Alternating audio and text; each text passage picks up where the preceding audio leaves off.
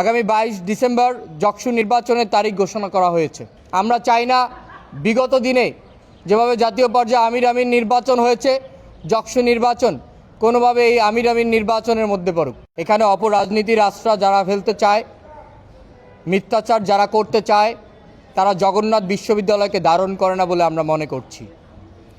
আমরা চাই এমন একটি সহমর্মী পরিবেশ যেখানে সকল বর্ণ, ধর্ম ও গোত্রের মানুষ তার স্বাধীনতা নিয়ে বেঁচে থাকুক এবং মুক্ত বুদ্ধির চর্চা করুক।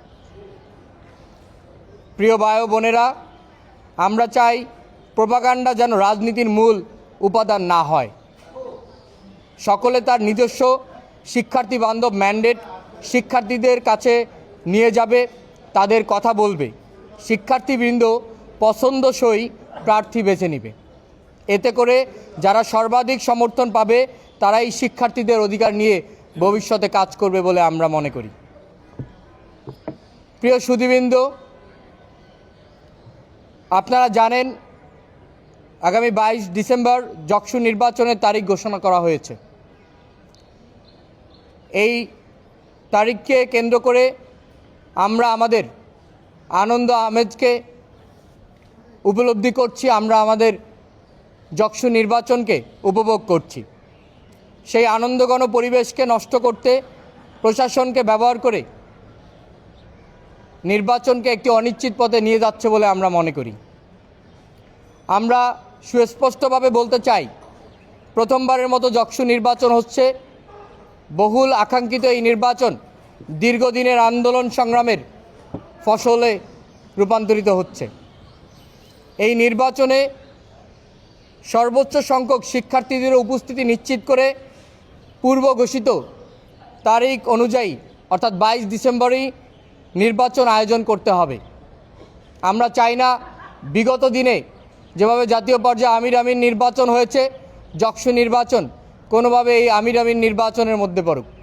আমরা চাই শিক্ষার্থীদের এই জগন্নাথ বিশ্ববিদ্যালয়ের প্রথমবারের মতো ছাত্র সংসদ নির্বাচনে সর্বোচ্চ সংখ্যক শিক্ষার্থীরা তাদের ভোটাধিকার প্রয়োগের মাধ্যমে তাদের গণতান্ত্রিক উপায়ে তারা তাদের প্রতিনিধিত্ব বাছাই করুক। আমরা স্পষ্ট বলতে চাই, যদি পূর্ব ঘোষিত তারিখ কোনোভাবে পেছানো হয় তাহলে আমরা শিক্ষার্থীদের নিয়ে শিক্ষার্থীদের অধিকার আদায় করার লক্ষ্যে আমরা প্রশাসনের বিরুদ্ধে অবস্থান নেব। বিষয়টা বলা হয়েছে, সেখানে আমরা খাবার বিতরণ করেছিলাম, এরকমটাই আপনারা দেখেছেন।